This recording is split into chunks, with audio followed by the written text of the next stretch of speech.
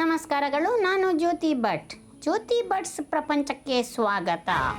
ಓಂ ನಮಃ ಶಿವಾಯ ಅಂತ ಹೇಳಬೇಕು. ದಾನ ಒಂದು ಮಹತ್ವದ ಧಾರ್ಮಿಕ ಕಾರ್ಯಕ್ರಮ. ಇದು ಏನು, ಇದರ ವಿಶೇಷತೆಗಳೇನು ನೋಡೋಣ ಬನ್ನಿ.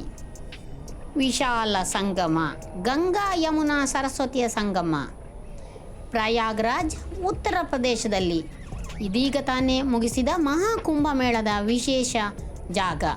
ಇಂತಹ ಒಂದು ಮಹತ್ವವಾದ ವಿಶೇಷವಾದ ಪುಣ್ಯ ಪ್ರದೇಶದಲ್ಲಿ ನಡೆಯುವಂತಹ ಒಂದು ವಿಶೇಷ ಧಾರ್ಮಿಕ ಕಾರ್ಯಕ್ರಮ ವೇಣಿ ದಾನ.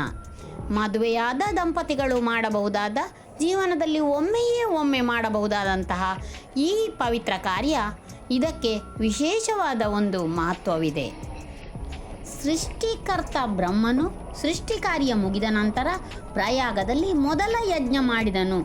ಆದುದರಿಂದ ಈ ಪ್ರದೇಶಕ್ಕೆ ಪ್ರಯಾಗ ಎಂದು ಹೆಸರು ಬಂತು. ಪ್ರಥಮ ಯಾಗ ನಡೆಸಿದಂತಹ ಸ್ಥಳ ಪ್ರಯಾಗ. ಪುರಾಣಗಳ ಪ್ರಕಾರ ಎಲ್ಲ ತೀರ್ಥಯಾತ್ರೆಗಳು ಪ್ರಯಾಗದಲ್ಲಿ ಹುಟ್ಟುತ್ತದೆ. ಈ ಪವಿತ್ರ ನಗರದ ಸೃಷ್ಟಿಕರ್ತ ಸ್ವತಃ ಭಗವಾನ್ ಶ್ರೀ ವಿಷ್ಣು ಮತ್ತು ಲಕ್ಷ್ಮೀದೇವಿ ವೇಣಿ ಮಾಧವರಾಗಿ ಇಲ್ಲಿ ನೆಲೆಸಿದ್ದಾರೆ. ತ್ರಿವೇಣಿ ಸಂಗಮದಲ್ಲಿ ಈ ದೇವರು ಇದೆ ಎಂದು ಧಾರ್ಮಿಕ ನಂಬಿಕೆ. 12 ರೂಪಗಳಲ್ಲಿ ಪ್ರಯಾಗದಲ್ಲಿ ಮಾಧವರು ನೆಲೆಸಿದ್ದಾರೆ ಎಂದು, ಅದರಲ್ಲಿ ಭಗವಾನ್ ಶ್ರೀ ವೇಣಿ ಮಾಧವನು ಪ್ರಯಾಗದ ಪ್ರಧಾನ ದೇವತೆ ಎಂದು ಪರಿಗಣಿಸಲಾಗುತ್ತದೆ. ಇಂತಹ ವೇಣಿ ಮಾಧವನಿಗೆ ಕೊಡುವಂತಹ ವೇಣಿ ದಾನ ಒಂದು ವಿಶೇಷವಾದ ಧಾರ್ಮಿಕ ಆಚರಣೆ. ಸಂಕಲ್ಪ ಪೂಜೆಯೊಂದಿಗೆ ಶುರುವಾಗುವಂತಹ ಈ ಧಾರ್ಮಿಕ ಕಾರ್ಯಕ್ರಮದಲ್ಲಿ ಮದುವೆ ಜೀವನದ ಪುನರುತ್ಥಾನ, ಗಂಡನ ದೀರ್ಘಾಯುಷ್ಯ ಹಾಗೂ ಮುಂದಿನ 7 ಜನ್ಮಗಳಿಗೂ ಸತಿಪತಿಯಾಗಿ ಕೇಳಿಕೊಳ್ಳಲು ವಿವಾಹಿತ ಮಹಿಳೆಯು ಮಾಡಬಹುದಾದಂತಹ ಒಂದು ವಿಶೇಷ ಕಾರ್ಯಕ್ರಮ. ಇಲ್ಲಿ ವೇಣಿ ಎಂದರೆ ಕೂದಲಿನ ಜಡೆ. ಮೊದಲಿನ ಕಾಲದಲ್ಲಿ ವಿವಾಹಿತ ಮಹಿಳೆಯರು ಮಾತ್ರವೇ ಕೂದಲನ್ನು ಜಡೆಯಾಗಿ ಹೆಣೆಯಬಹುದಾಗಿತ್ತು. ಹಾಗೆ ಹೆಣೆದ ಜಡೆಯ ಸಣ್ಣ ಭಾಗವನ್ನು ದಾನವಾಗಿ ಕೊಡುವಂತಹ ಒಂದು ಕಾರ್ಯಕ್ರಮ. ಗಂಡನ ಪಾದಪೂಜೆ, ಆಶೀರ್ವಾದ ಇಂಥದ್ದೆಲ್ಲ ಆದ ಮೇಲೆ ಗಂಡ ಹೆಂಡತಿಯ ಕೂದಲನ್ನು ಜಡೆಯಾಗಿ ಹೆಣೆದು ಅದನ್ನು ಸಿಂಗರಿಸಿ, ನಂತರ ತುದಿಯ ಸಣ್ಣ ಭಾಗವನ್ನು ಕತ್ತರಿಸಿ ಅದನ್ನು ಸಂಕಲ್ಪ ಪೂಜೆ ಮಾಡಿ ಪೂಜಿಸಿ ತ್ರಿವೇಣಿ ಸಂಗಮದ ಮಧ್ಯಭಾಗಕ್ಕೆ ಅದನ್ನು ತೆಗೆದುಕೊಂಡು ಹೋಗಿ, ನಂತರ ಅಲ್ಲಿ ನೀರಿನಲ್ಲಿ ಇದನ್ನು ಸಮರ್ಪಣೆ ಮಾಡಲಾಗುತ್ತದೆ. ಈ ತ್ರಿವೇಣಿ ಸಂಗಮದ ವಿಶೇಷವೆಂದರೆ ಸಾಮಾನ್ಯವಾಗಿ ಕೂದಲು ನೀರಿನಲ್ಲಿ ತೇಲುತ್ತದೆ. ಆದರೆ ಇದೊಂದು ವಿಶೇಷ ಜಾಗದಲ್ಲಿ ಈ ದಾನ ಕೊಟ್ಟಂತಹ ಕೂದಲು ಕೆಳಗೆ ನೀರಿನ ತಳಕ್ಕೆ ಹೋಗಿ ತಂಗುತ್ತದೆ. ಸಾವಿರಾರು ಲಕ್ಷಾಂತರ ಜನರು ಇಲ್ಲಿ ತಮ್ಮ ವೇಣಿದಾನ ಕಾರ್ಯಕ್ರಮವನ್ನು ನಡೆಸಿಕೊಳ್ಳುತ್ತಿದ್ದರೂ ಒಂದೇ ಒಂದು ಕೂದಲು ನದಿಯ ಮೇಲ್ಭಾಗದಲ್ಲಿ ಕಾಣಸಿಗುವುದಿಲ್ಲ. ಅದು ಈ ಸ್ಥಳದ ಮಹಾತ್ಮೆಯಾಗಿರುತ್ತದೆ. ಹೆಚ್ಚಾಗಿ ವೇಣಿದಾನ ಕಾರ್ಯಕ್ರಮವು ಮಹಾರಾಷ್ಟ್ರೀಯನ್ ಹಾಗೂ ದಕ್ಷಿಣ ಭಾರತೀಯರಿಗೆ ಈ ಆಚರಣೆಯನ್ನು ಬಹಳ ಭಕ್ತಿಭಾವದಿಂದ ಆಚರಿಸುತ್ತಾರೆ. ನಾವು ಹೋಗಿದ್ದ ತೀರ್ಥಯಾತ್ರಾ ಪ್ರಯಾಣದ ಒಂದು ದಿನ ಪ್ರಯಾಗ್ರಾಜಿನಲ್ಲಿ ನಮಗೆ ಹೋಗಲು ಅವಕಾಶ ಸಿಕ್ಕಿತ್ತು. ಇದು ಕುಂಭಮೇಳ ಮುಗಿದ 2 ದಿನದ ನಂತರ ನಾವು ಪುನಃ ಭೇಟಿ ನೀಡಲು ನಮಗೊಂದು ಅವಕಾಶ ಸಿಕ್ಕಿದ್ದು. ಈ ಅವಕಾಶದಲ್ಲಿ ನಾವು ಈ ವೇಣಿ ದಾನದ ಕಾರ್ಯಕ್ರಮವನ್ನು ನಡೆಸಿದೆವು. ನನಗಂತೂ ಬಹಳ ಸಾರ್ಥಕ್ಯದ ಭಾವನೆ ಬಂತು. ಈ ವಿಶಾಲವಾದ ತ್ರಿವೇಣಿ ಸಂಗಮ, ಅಲ್ಲಿ ನಿಮಗೆ ಸರಿಯಾಗಿ ಕಾಣಬಹುದು ಗಂಗಾ ಮತ್ತು ಯಮುನೆಯ ವ್ಯತ್ಯಾಸ. ಯಮುನಾ ನದಿಯಲ್ಲಿ ತೆರೆಗಳಿದ್ದು ಸ್ವಲ್ಪ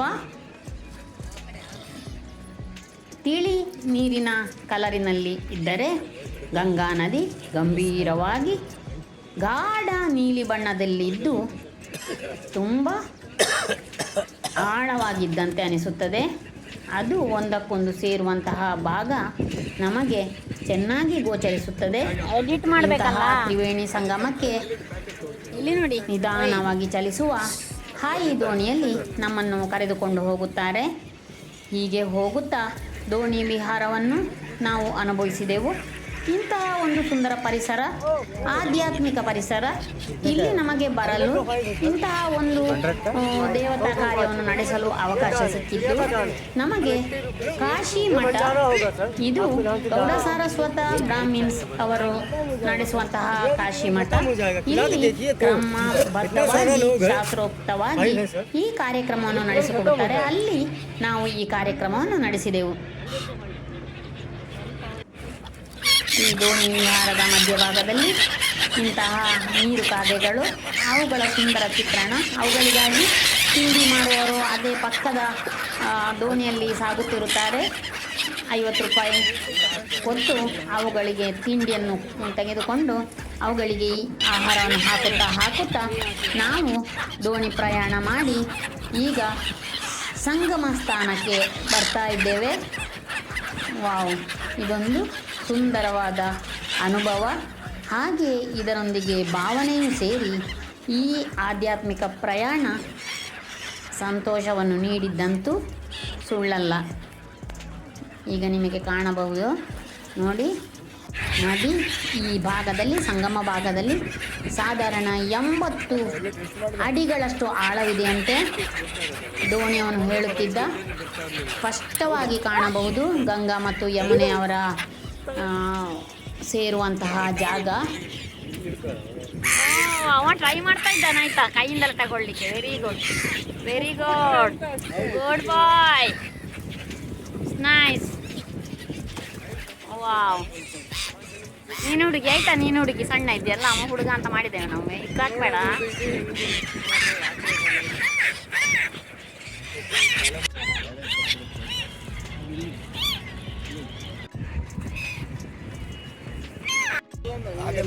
ನಮಸ್ಕಾರಗಳು. ನಾವು ಪ್ರಯಾಗ್ರಾಜ್ ತ್ರಿವೇಣಿ ಸಂಗಮಕ್ಕೆ ಹೋಗ್ತಿದ್ದೇವೆ. ಇದು ನಾವೀಗ ಬೋಟ್ನಲ್ಲಿ ಹೋಗ್ತಾ ಇದ್ದೇವೆ ನೋಡಿ.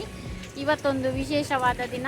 ನಾವು ವೇಣಿ ದಾನ ಹೇಳುವಂತಹ ಕಾರ್ಯಕ್ರಮ ಮುಗಿಸಿ ತ್ರಿವೇಣಿ ಸಂಗಮದ ಮಧ್ಯಭಾಗದಲ್ಲಿ ಇರುವಂತಹ ಎಕ್ಸಾಕ್ಟ್ಲಿ ಮಧ್ಯ ಯಮುನಾ, ಗಂಗಾ ಮತ್ತು ಸರಸ್ವತಿ ನದಿ ಸೇರುವಂತಹ ಜಾಗಕ್ಕೆ ಹೋಗ್ತಾ ಇದ್ದೇವೆ ನೋಡಿ. ಇಲ್ಲಿ ನಿಧಾನವಾಗಿ ಬೋಟಲ್ಲಿ ಸಾಗ್ತಾ ಇದ್ದೇವೆ. ಇದೊಂದು ಡಿವೈನ್ ಎಕ್ಸ್ಪೀರಿಯನ್ಸ್. ಇಲ್ಲಿ ಬಿಹಾರ, ಒರಿಸ್ಸಾ, ಇವೆಲ್ಲ 100% ಅವರು ಹೇಗೆ ಸಂಖ್ಯೆ ತೆಗೆಯುವುದಂತೆ ಒಂದು ಮೊಬೈಲ್, ಇಲ್ಲಿ ಎಷ್ಟು ಮೊಬೈಲ್ಗಳು ಕವರಿಂದ ಇದಾಗಿದೆ, ಕನೆಕ್ಟ್ ಆಗಿದೆ ಅದು. ಆಮೇಲೆ ಇನ್ನೊಂದು ಸ್ಯಾಟಲೈಟ್ ಸರ್ವೆ, ಇನ್ನೊಂದು ಡ್ರೋನ್ ಸರ್ವೆ. ಈ ಮೂರು ಇದರಲ್ಲಿ ಎವರೇಜ್ ಆಲ್ಮೋಸ್ಟ್ 95% ಇದರಲ್ಲಿ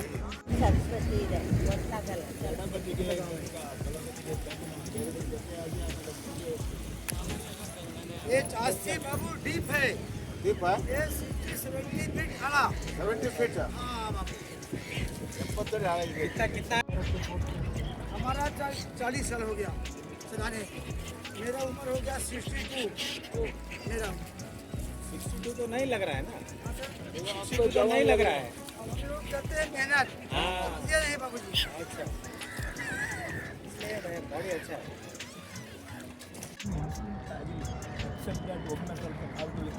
ಅದೊಂದು ಓಂ ನಮಃ ಶಿವಾಯ ಅಂತ ಹೇಳ್ಬೇಕು. ಓಂ ನಮಃ ಶಿವಾಯ.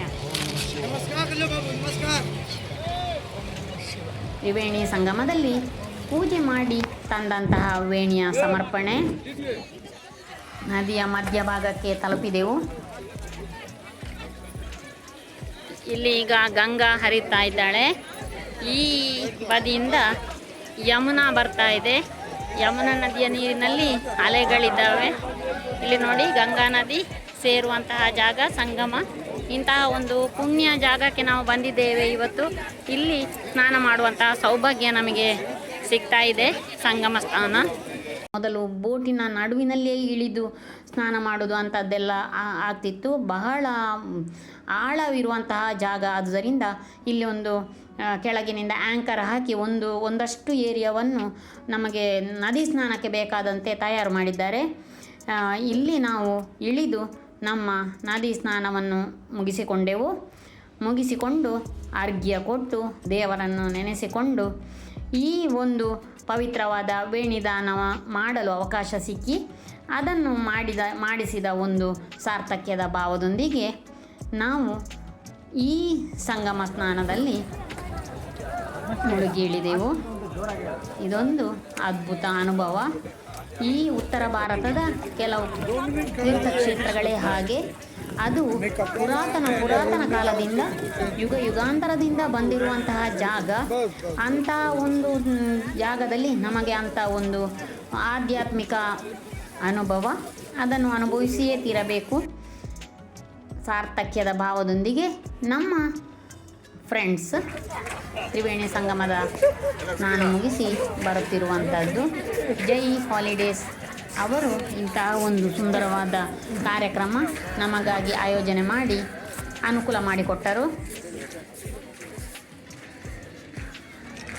ಅಂತೂ ನಮ್ಮ ಈ ತೀರ್ಥಯಾತ್ರಾ ಪ್ರವಾಸದ ಒಂದು ದಿನದ ವೇಣಿ ದಾನ, ಅದರ ಮಹತ್ವ, ಪ್ರಯಾಗ್ರಾಜ್ ಸಂಗಮ ಸ್ಥಾನ, ಇಂಥದ್ದೆಲ್ಲ ವಿಶೇಷ ಅನುಭವಗಳನ್ನು ನಿಮ್ಮೊಂದಿಗೆ ಹಂಚಿಕೊಂಡಿದ್ದೇನೆ.